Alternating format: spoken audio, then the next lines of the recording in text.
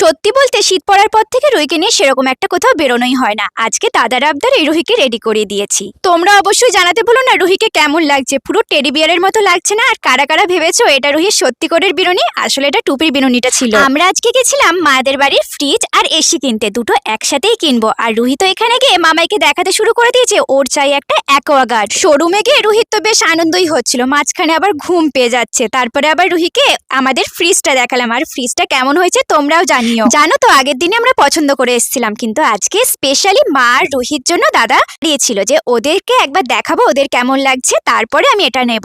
আর দুজনেরই দেখে মনে হচ্ছে বেশ ভালোই লেগেছে। সব থেকে এক্সাইটেড তো রুহি ছিল। রুহি তো এই ফ্রিজের ভিতরে ঢুকবে বলে কি করছে দেখো, ও বুঝতে পারছে না যে এটা ফ্রিজ, এখানে ঠান্ডা হয়।